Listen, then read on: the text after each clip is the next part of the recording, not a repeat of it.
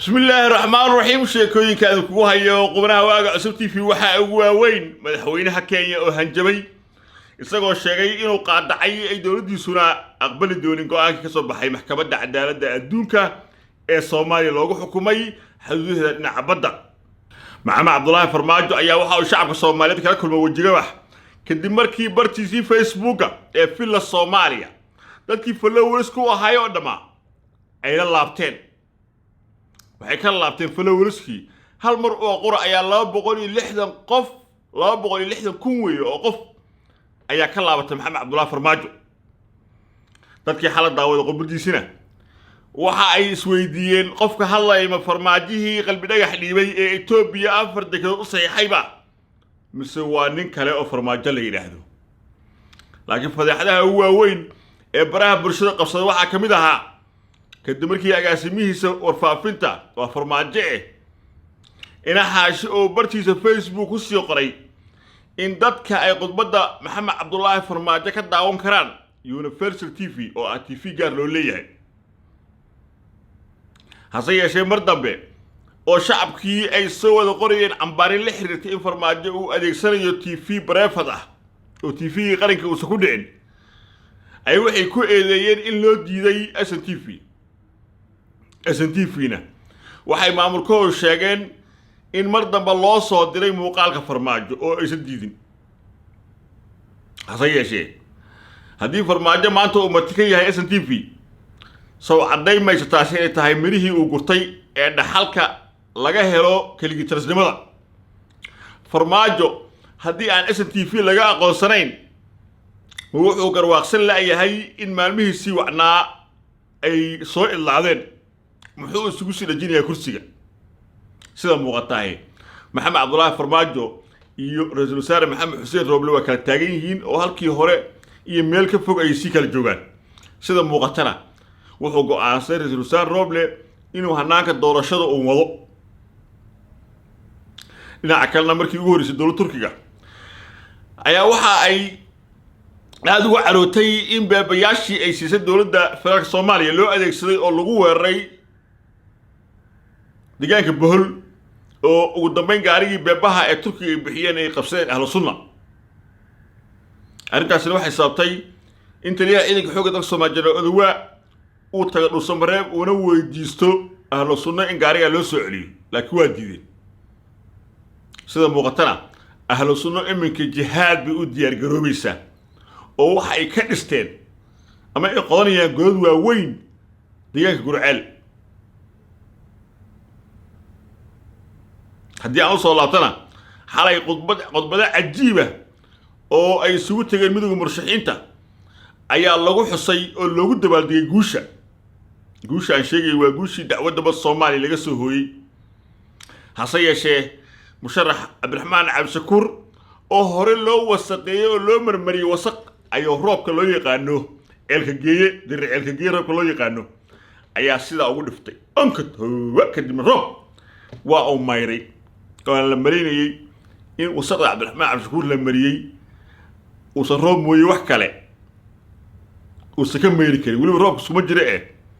eelka geeye mid kale kama mayri kari sida muuqata Cabdiraxmaan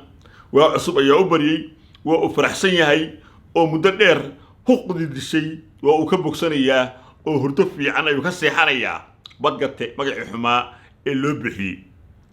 waxa sidoo kale farxad ku jiifay oo aad u faraxsan madaxweynaha hore Soomaaliya Xasan Sheekh Maxamuud oo go'aankii uu qaatay ee geesinimada lahaa u dhaxalsiiyay guul weyn oo taariikhi ah oo madal kasta oo tago lagu faanin doono oo madal kasta uu tago oo uga faani karo oo laga yaabo in buugaagta waxbarashada ee dalka lagu soo daro in Xasan Sheekh Maxamuud uu ahaa ninkii qaatay go'aankii lagu soo celiyay dacwadda badda Soomaaliya ee looga adkaada Kenya halka Maxamed Cabdullaahi Farmaajo madal kasta uu tago lagu caay doono isaga isku ceebsan doono war ninkaasi ma kii qalbi dhagax dhiibay ma ninkii halyeeyga Soomaaliyeed adow Itoobiya dhiibay ma ninkii afarta dekedood bixiyay baa ninka hal saac gudahood ee Itoobiya siiyay war ninkaasi ma Farmaajo ma ninkaasi ninkii 15 kun oo dhalay Soomaaliya Ertariga dagaalka Tigray ku baabiiyayba ee wili waalidkood ka aamusan hal maal u jawaabi laaba war ninkaasi meesha maray waakii war waa farmaajihii gabadha maskiinada ahayd afduubtay ee inuu dilay ee noosha wili aan la ogeyn ee waalidkeed la hadlay ee cadaaladii loo raadinay hortaagnaa waa ikraan Taliil Faarax war ninkaas farmaajo ونقاس من كريه تريها يا هاي أقول عبد الرحمن عبشكور ويري إيه سراكيشي عيدك حقوق نفسه كباه كو عاصي إيه ميت كذا ودي إيه الكذا قاتل ونقاس واكي ماشوا مرة فترة الوفيقة يا بقول عيبه ونقاس مبارك ريت كلها بريرة وربك حسوتاني كذا كلها نقاسا ونقاس منك بينما أنت كو حسوقي مقتدر رجل سوحرتيا وركاس بكيلو سمرات كلها يبا جدكم مرة وحبا ورمنك هيرشبيله dadki jooglayba ee xoogay ee madaxweynada qaatay warninkaas waakii meesho maro farmaajo warminka Etoobiyaanka ahaaba warminka cadawga ahaaba mooyinka beenta badnaaba war farmaajo ninkii yirmiya qarax ninka qarax soo sheego lacag baan sii doonaa warninka yirmiya ma taqaana gurigii la qarxiyay waan isaynaa warninka yirmiya wadooyinka siima xiraa doonaan warninkii wadanida beenta lagu soo galaa miya ka farmaajo waxaa soo caaya ayaa farmaajo oo ka tagaya warninka jawaari riday sharcidada ku ridaa ma ninka xas cali qayr rasuul saari sharcidada ku ridayba warninka la dagaalamaya rasuul saari dambe maxamed xuseen rooble farta lagu fiiqaya warninka nayirimiya cabdi xaashi maxamed ismaan jawaari waxma yaqaanaan duqbilow iyo aljeeb ku jira aniga talyaani ah oo dawladda Soomaaliya uga dambeeya warkaas u yaala meel kasto uu tago farmaajo ceebtaas hortaal xagga laga dhiga hadad baqasho ceebta Allah astur ceeb ma astur laakiin waxa muhiim ah in ma shacabka Soomaaliyeed dalay dibada ay kaceen in ololihii uu farmaajo ee doonayay in tiyaatarka qaranka uu ku qabsado xaflad asaga la rabo in mataqaanaadku lagu qaldo in laga soo horjeestay in libinta la siinayo Cabdiraxmaan Cabshakuur iyo Xasan Maxamuud in ilaa maxkamad horteeda la taagan yahay sawirradii labada musharax iyo labada hogaamiye taasa Ilaahay mahadiis in xalay markii uu hadlay fila Soomaaliya flowriskii dhan ay ka laabteen oo giga laga hayaama laga dhigay Facebook fila Soomaaliya taasa muhiim waxaana oo dhan waxay u dirayaan fariin محمد عبد الله فرماج waxay leeyihiin war lagu nacay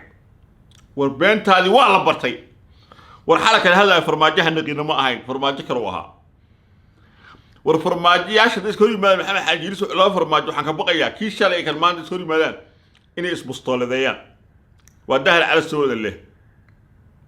danaysto waa digniin dambiyaad laga gashay dalkeena ka geysata dushaada ka ogani qaranka duminta ka daa danaysto waa digniin dambiyaad laga gashay dalkeena ka geysata dushaada ka ogani colaad lama daba socdee qaranka duminta ka daa dabaysha geedaha warxda ay asiiso boqortooyis waxaa la bariyaa ilaah ma baahdaan cid u baahan waxaa la bariyaa ilaah qof baahan qofkii u baahday ayaa tala weyn u baahan ha baqayso